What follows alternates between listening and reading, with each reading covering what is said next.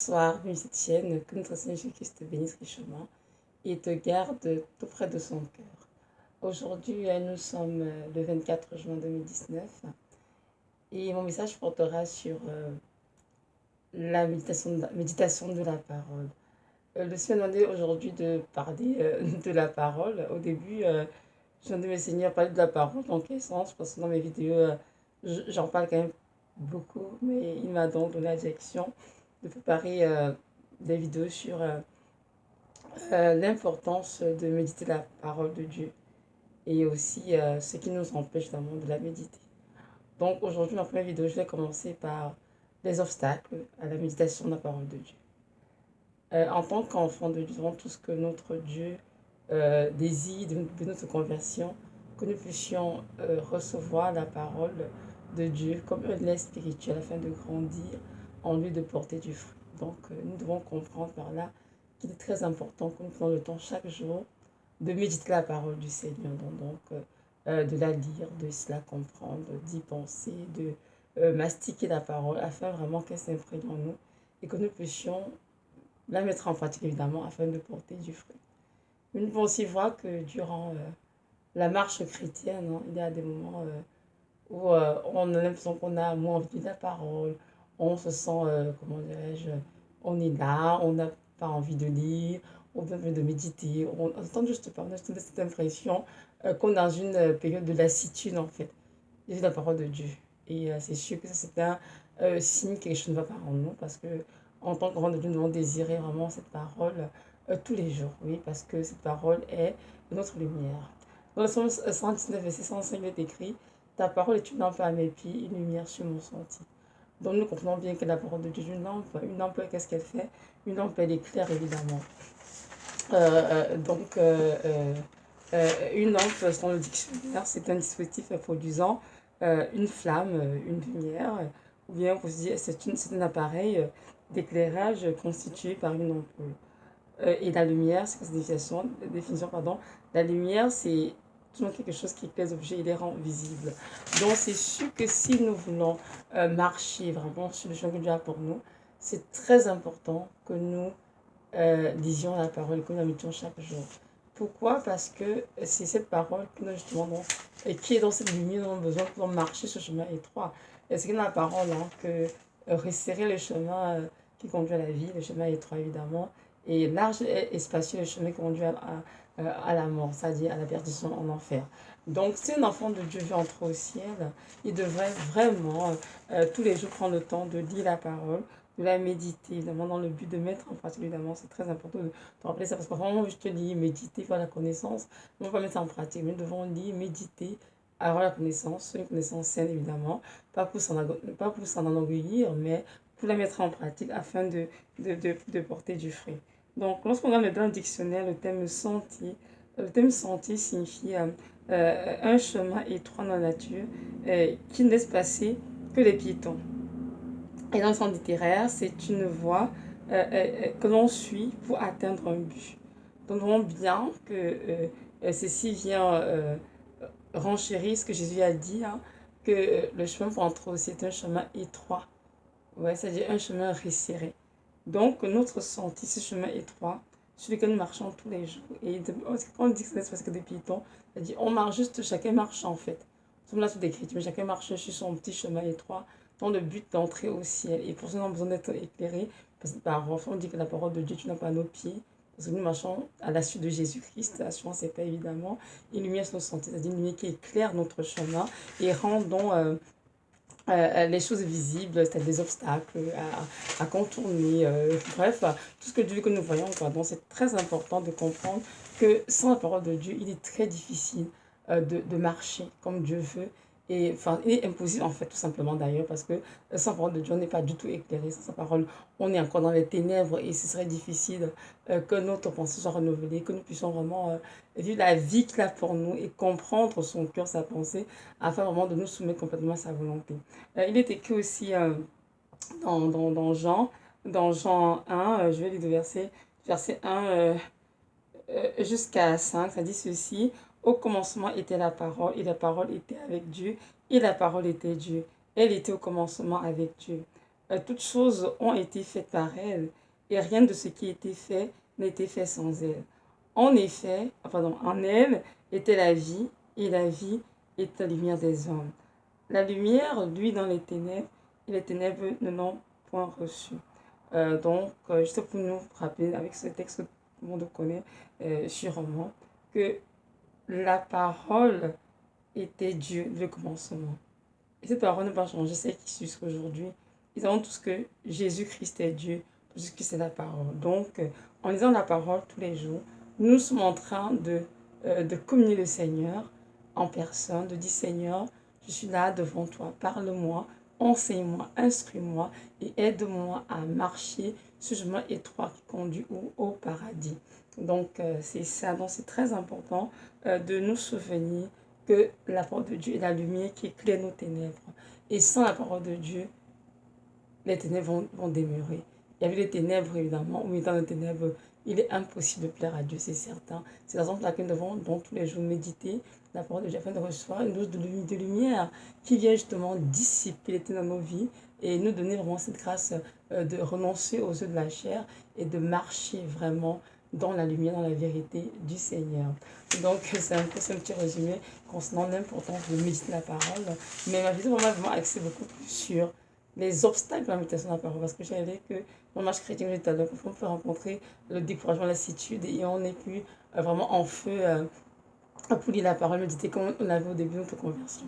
Alors pourquoi est-ce que c'est ainsi? Pourquoi est-ce qu'à un moment donné, on est des chrétiens depuis 10, 20 ans, 15 ans et on a cette tendance à ne pas avoir vraiment, comment dirais-je, cette faim, cette soif en fait de la parole de Dieu. Qu'est-ce qui se passe en chemin? Nous allons voir ensemble. Évidemment, je vais passer de Dieu condamner qui que ce soit en passant parce que si Dieu m'a donné de préparer une vidéo là-dessus, parce que c'est très bien que j'ai vécu cela moi aussi, donc je sais très bien de quoi je parle. Donc je ne suis pas là pour condamner, je dis qui que ce soit, mais du contraire, pour laisser que Dieu nous aide tous en fait à ne pas, comment dirais-je, renoncer à nous sa parole, de continuer de la méditer jour et nuit, car de cette parole, nous recevons vraiment la vie en fait. Oui, donc voilà. Pour ma part, je vais donner quelques obstacles que j'ai pu rencontrer même et tout, bien que j'ai autour de moi, mais je sais qu'il y en a peut-être plusieurs que je connais forcément, juste ceux que je connais. Le premier obstacle en fait à la méditation de la parole chez plusieurs chrétiens, c'est comment je dis tout à l'heure, c'est cette impression d'avoir, non, c'est le fait en fait d'avoir l'impression qu'on a déjà lu la parole, on a lu tellement, on a lu et relu depuis des années qu'on a l'impression que c'est rendu, enfin, parole déjà lue, on la connaît, Seigneur, donc pourquoi la relire encore, enfin, je connais, je pense dans Corinthiens, dans Jean, dans Matthieu, etc. On a l'impression de comme redondant, de lire la parole tous les jours, alors que, en fait, la parole de Dieu, on la connaît en fait. Mais j'aimerais juste nous faire comprendre que ceci est une tromperie de Satan parce que la parole de Dieu, en effet, elle ne change pas. On ne qu'on entend les mêmes choses. Mais c'est important de relire les mêmes choses parce que plus on grandit le Seigneur, plus notre compréhension de la parole change. Hein, et des moments plus, comment dirais-je, plus précise la compréhension de la parole de Dieu. Et nous aide aussi à maturer en lui.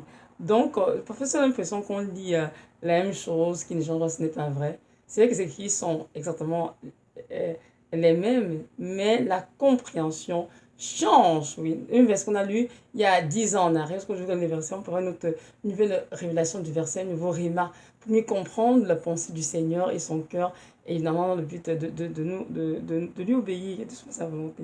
Donc, le fait de dire que, oh Seigneur, de toute façon, j'ai lu toute ma Bible au complet, je connais toutes les histoires dans l'Ancien Testament, je connais tous les versets du Nouveau Testament, tout dans mon cœur.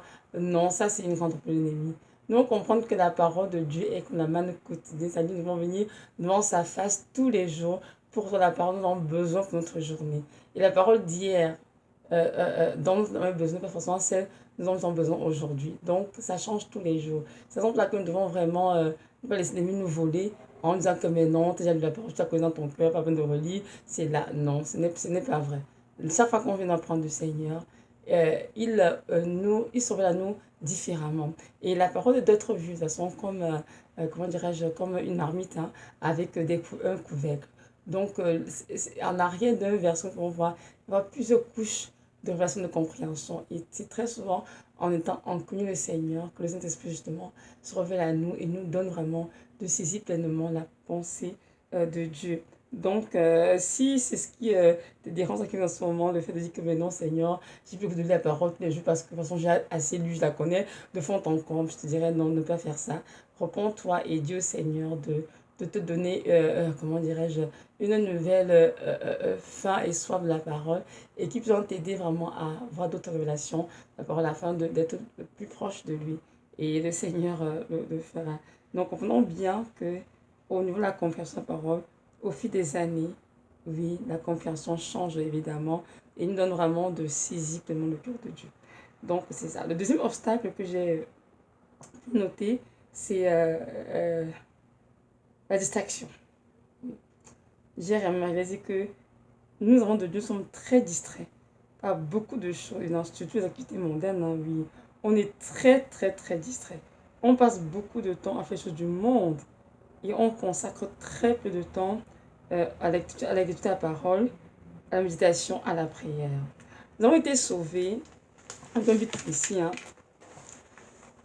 Le but, c'est quoi? C'est d'entrer au ciel.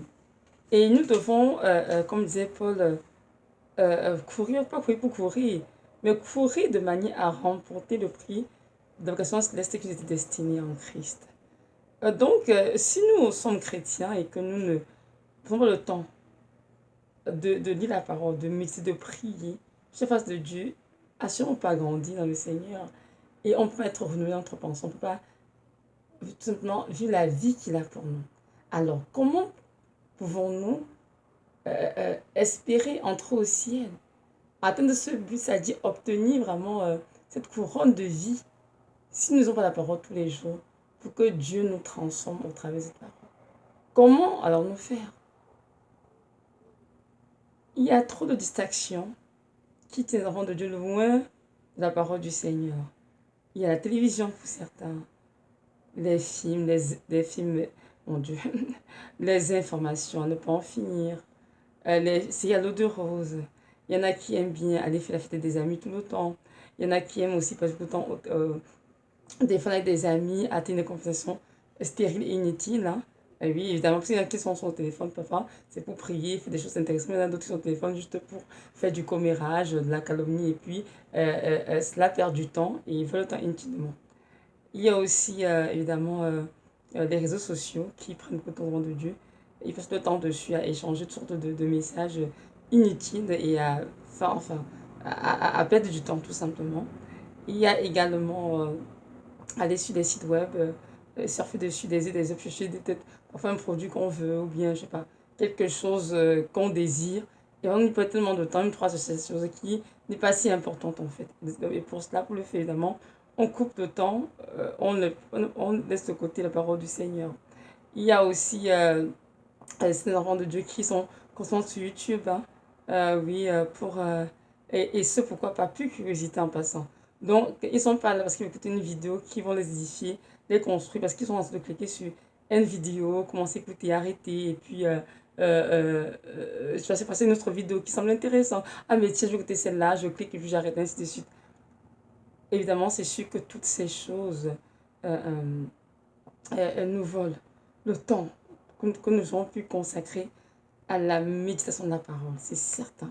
Et nous devons donc comprendre que ces choses doivent être, on dit quoi, mises de côté, afin que nous puissions consacrer le temps que nous avons pour pouvoir chercher le Seigneur dans la parole, dans la prière, dans le jeûne pour certains, et vraiment travailler avec crainte et tremblement de notre salut. Toutes ces distractions sont des choses qui vont passer, mais elles sont là pour nous voler. Et elles ne peuvent rien donner de plus, à part satisfaire notre chair pour quelques minutes en plus. Alors, c'est à nous de voir. Qu'est-ce que nous voulons? Entrer au ciel, mais nous voulons être juste des chrétiens pour l'église et passer leur temps à faire tout ce que je viens de citer. C'est sûr que nous devons comprendre que nous sommes à la fin des temps. Notre maître revient bientôt. Donc, c'est très important de vraiment racheter le temps. Car les choses sont mauvais en effet. Et c'est le temps pour nous de chercher Dieu plus que jamais. C'est le temps de l'invoquer pour qu'il nous aide à mettre nos vies en règle pour être prêt pour son retour. C'est le temps de l'invoquer pour dire Seigneur, j'ai besoin de toi dans de ma vie pour être en ordre. Mais si nous avons ce qui nous dérange, comme péché ou dépendance, on n'en prend pas soin pour passer notre temps devant la télévision, sur les réseaux sociaux, devant les vidéos YouTube, ou bien faire la fête des amis, ou bien au téléphone, à traiter des conversations inutiles et longues. C'est sûr que on ne sera jamais prêt pour son retour. Et si on n'est pas prêt, qu'on ne se leurre pas, on comprend bien qu'on ne pourra pas faire partie de ceux qui seront enlevés, aussi simple que ça. Et on va devoir donc passer par le feu de la tribulation pour en être purifié. Est-ce que ce que Dieu veut pour nous? Je pense que non. Dieu désire l'enlèvement que ses enfants tous montent. En tout cas, tous ceux qui sont réellement convertis, il désire que ses enfants la montent. Mais Dieu le souhaite. Est-ce que nous le souhaitons? Et si nous le souhaitons, est-ce qu'on travaille vraiment à cela avec rigueur? Est-ce que notre cœur vraiment à chercher Dieu qui nous aide à mettre nos vies en règle? La question est dans chacun de répondre. Donc, ceci pour dire que il y a beaucoup d'obstacles. Là, j'ai cité quelques-uns, mais il y en a beaucoup. Il y en a aussi qui passent autant à faire des tresses, des tresses qui font même 10 heures de temps, des tresses qui, on ne peut pas en finir. Enfin, prendre soin de leur peau, sur des choses, qui beaucoup de choses que les hommes de Dieu font, qui lèvent le temps. Mais sans de comprendre qu'il ne faut pas laisser ces choses. Que les missions notre choix, notre temps, mais ce temps de vraiment de considérer nos activités, faire celles qui sont prioritaires. Évidemment, la priorité a toujours à Dieu, qui est notre dévotion à tout ce qui à lui, c'est-à-dire la lecture de la parole, la méditation, la prière et de servir. Donc, ces choses ne doivent pas être après nos distractions, donc d'être avant. Les distractions en passant devraient même d'ailleurs comme aller en diminuant en passant, parce que plus on est proche de Dieu, plus Dieu nous fait comprendre en fait qu'il est notre seul, comment dire, il est notre seul bien et qu'il est ce qui nous comble en fait. Toutes ces actions mondaines sont juste à pour c'est notre chair, mais en fait, au niveau de l'esprit, l'esprit est en train de mourir. Donc Dieu veut que nous soyons comment remplir notre esprit afin de marcher sur l'esprit dans la chair. Bon, c'était le troisième obstacle, donc voilà, c'est ça. Donc le quatrième obstacle que j'ai vu, sont des personnes qui n'ont pas du tout soif de la parole de Dieu. C'est-à-dire, ce sont des chrétiens qui aiment le Seigneur, qui vont à l'église, mais ils ont vraiment cette soif, cette faim de la parole de Dieu. Et dès qu'ils disent un ou deux versets, il est fatigué, il veut faire autre chose. Dès qu'ils écoutent une explication de 5-10 minutes, il est fatigué, il veut arrêter pour faire autre chose. Je veux juste vous conseiller vraiment de prier. De prier afin que Dieu mette en vous vraiment ce désir de lire sa parole, qu'il mette en vous l'amour pour sa parole et qu'il vienne vraiment vous étancher votre soif en fait contre la parole. Je vais vous dire un témoignage pour moi. Moi j'étais à cette place en passant parce que j'étais jeune chrétienne, j'avais vraiment pas ce désir, ce feu pour la parole du tout. Et oui, j'aimais Dieu, je donnais ma vie au Seigneur, mais lire la parole était vraiment, en tout cas, très lourd, je me souviens à l'époque. Mais un jour, lorsque j'ai eu mes amis en Christ qui elles progressaient, elles étaient vraiment épanouies, mais moi non. J'ai dit, Seigneur, je t'en prie, donne-moi de l'amour pour ta parole. Donne-moi la grâce d'aimer ta parole. Donne-moi de chercher vraiment, Seigneur, dans ta parole. Il y a tout du plaisir, hein, surtout. Effectivement, Dieu, dans sa grâce, vraiment m'a répondu. Et je dis, Seigneur, merci beaucoup de me donner vraiment cet amour pour la parole. Voyez-vous, donc, c'est notre obstacle. On n'a pas du tout faim, on soit de la parole de Dieu. On a l'impression qu'on est juste un chrétien qui est à l'église, qui lit la Bible de temps en temps, mais sans plus, quoi. Mais il faudrait que cela change aussi, c'est certain. Nous devons comprendre, comme je disais tout à l'heure, la parole de Dieu est notre lumière. Et si nous voulons être éclairés sur notre ressenti, nous devons lire la parole tous les jours. Donc voilà. Maintenant, le cinquième obstacle que j'ai pu noter aussi, c'est la lassitude, le découragement causé par de multiples épreuves dans nos vies. Et parfois, on est très très éprouvé hein, en tant qu'enfant de Dieu, de telle sorte qu'on heurte le découragement, la lassitude, le manque d'espérance. Et en fait, l'ennemi utilise toutes ces choses pour nous empêcher en fait de lire la parole, nous disant en fait, depuis que tu lis la parole, qu'est-ce qui se passe dans ta vie, dans ta vie quoi.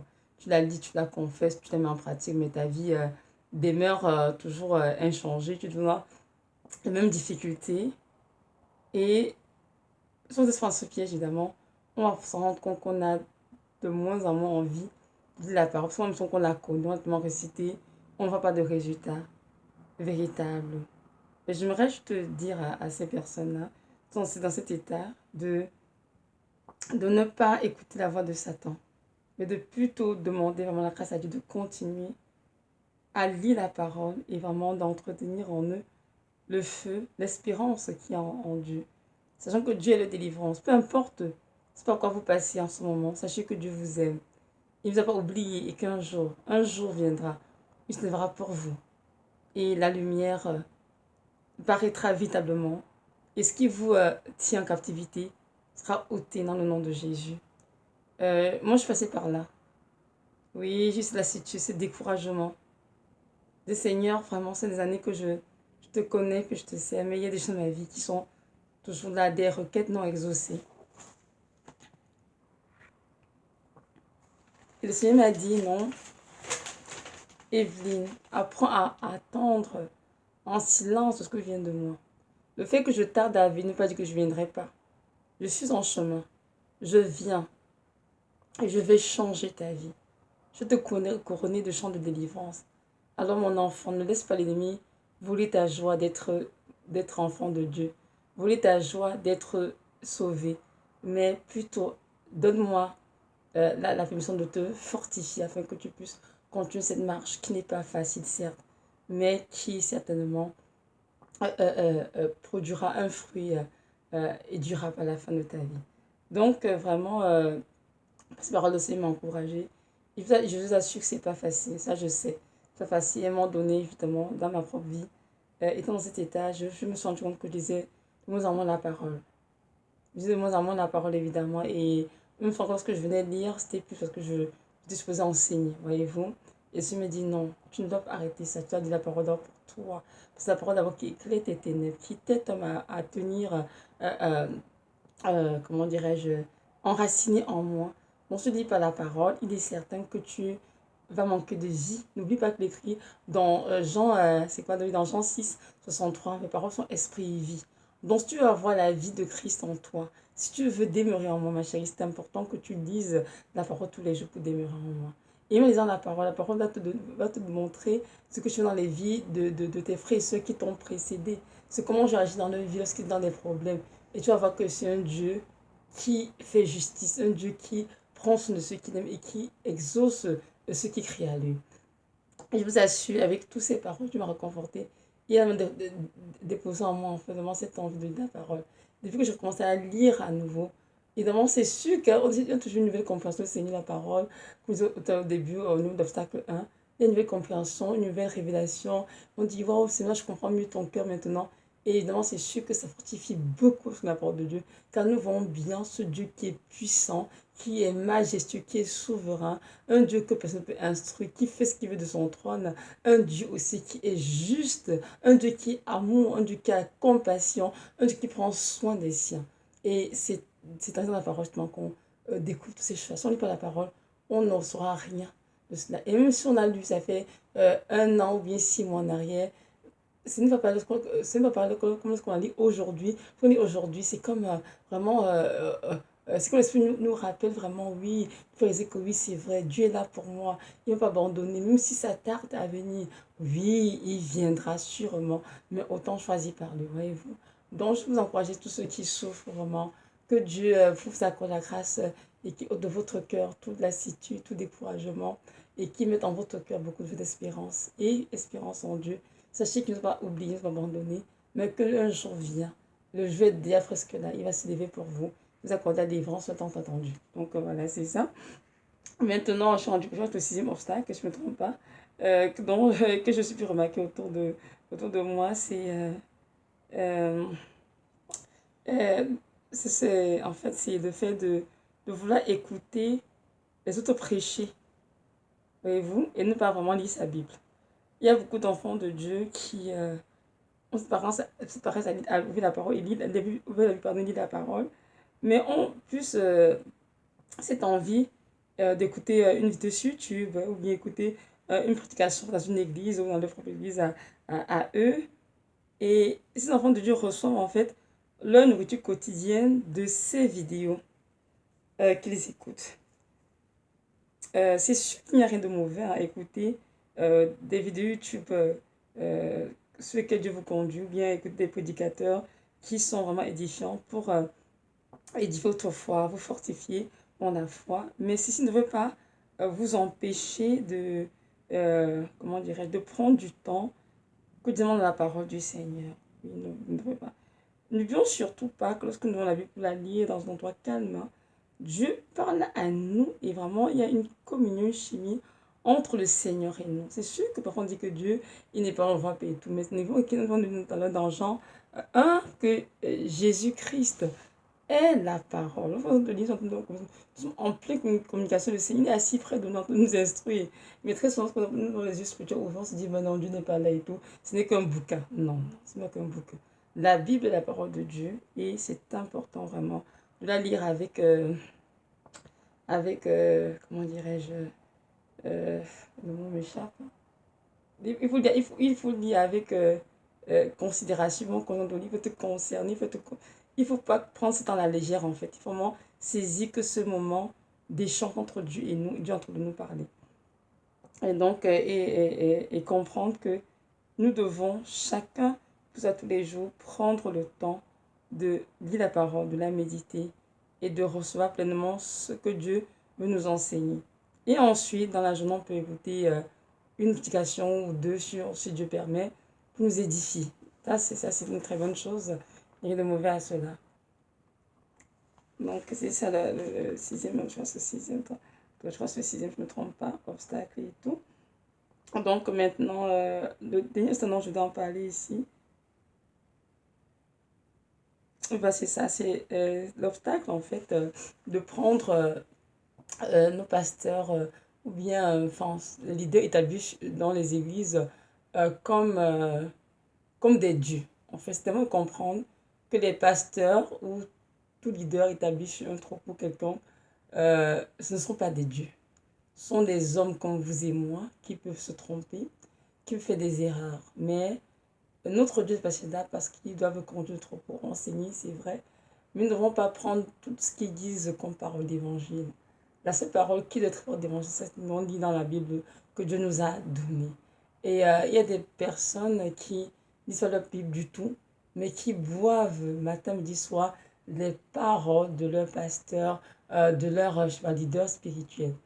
Comprenons bien que ce n'est pas une bonne chose, parce que cela nous empêche d'être contre le Seigneur, mais nous prenons un homme pour Dieu, alors que cet homme n'est pas Dieu. Jésus-Christ aime beaucoup lorsque les enfants viennent prendre du temps avec lui, s'asseoir, puis la parole, pour qu'il puisse nous enseigner, nous corriger, nous encourager, nous exhorter. Mais si on laisse ça de côté pour, comme ça, de dire, mon pasteur a dit ceci, je fais, mon pasteur a dit cela. Et non, ça c'est une attitude qui déplaît vraiment au Seigneur et qui, en fait, nous détruit parce que on apprend à appuyer sur les hommes et non sur Dieu. Dieu n'a pas quoi. Malheur, l'homme se confie en l'homme. Donc c'est important de comprendre que Dieu est notre seul appui, notre refuge, notre enseignant par excellence, évidemment, c'est certain. Et notre berger, évidemment, c'est sûr, hein, ce que les gens disent, Jésus-Christ le berger des brebis. Donc, c'est très important d'aller tout dans la source, recevoir la parole en besoin pour rendre le Seigneur.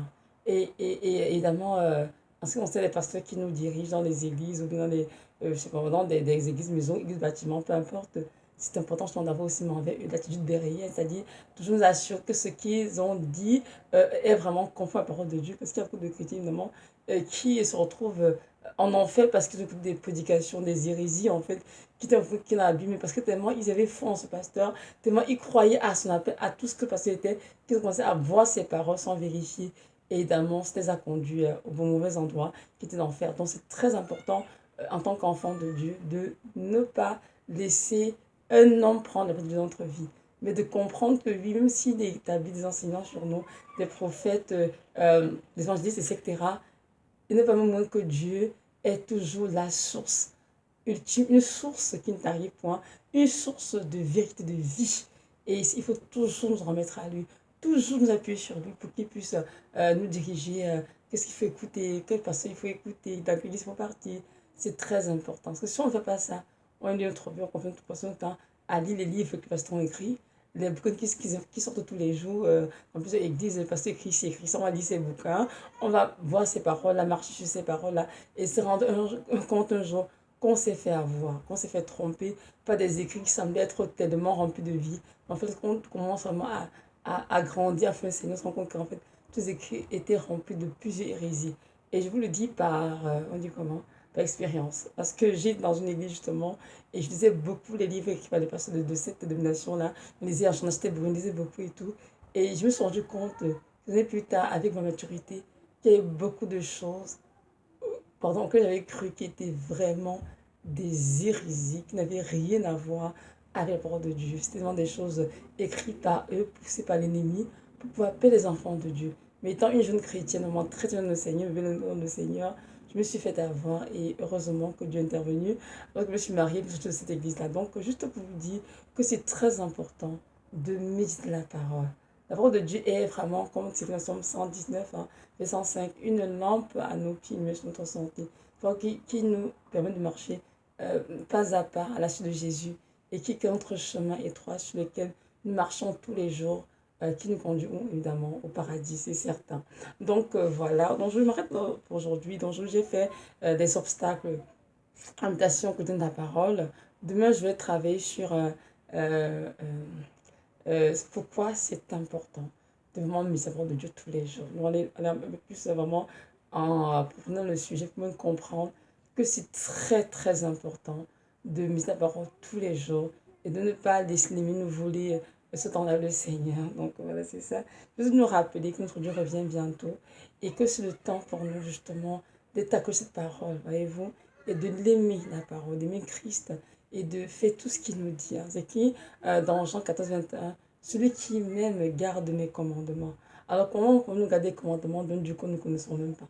Donc c'est important la parole pour connaître Dieu, connaître ses commandements afin de les garder pour demeurer dans sa présence. Amen. Donc voilà, donc c'est le temps de faire ces choses et de renoncer aux distractions de ce monde, aux activités mondaines. Hein. Il faut vraiment dire dans toutes ces choses et choisir vraiment de rester au pied du Seigneur. Comme l'a fait Marie, peut être enseignée par lui. Et c'est ainsi qu'on pourra donc augmenter l'une d'entre lampes. Hein. Le Saint-Esprit est tout rempli davantage. Il manque demeurer un état de sobriété et d'éveil pour être justement prêt à ce que Dieu vient nous chercher dans l'enlèvement. Ou bien ceux qui iront au ciel juste après le mort. Donc voilà, c'est ça. Maintenant, si tu m'écoutes et que tu ne connais pas qui est ce Dieu, je te dis que Jésus de Nazareth est le Dieu Tout-Puissant qui a tout créé, la terre, la mer, le ciel et tout ce qui s'y trouve. Et que c'est lui aussi qui t'a créé, évidemment, et qui t'a engendré en moi pour toi. Alors je t'encourage vraiment à te repentir tous tes péchés et à lui ouvrir ton cœur. Si tu as des questions à lui poser, pose-les-lui, il te répondra, j'en suis convaincue. Je veux que tu saches qu'il est celui qui t'a tant aimé et qui est mort pour toi. Alors vraiment, ouvre ton cœur et reçois dans ton cœur dès aujourd'hui comme ton sauveur, ton Seigneur. Et je sais que tu ne regretteras pas. Je veux que tu saches que tu as de belles choses qui t'attendent. Il est vraiment le Dieu qui t'aime d'un amour éternel, inconditionnel. Alors fais-lui confiance et tu verras bien comment il va conduire ta vie et évidemment te prendre le paradis lorsqu'il reviendra sur cette terre. Donc voilà, mais on va écouter, sois richement béni dans le nom précieux du Seigneur Jésus de Nazareth et méditons la parole tous les jours afin de demeurer en Christ. Amen.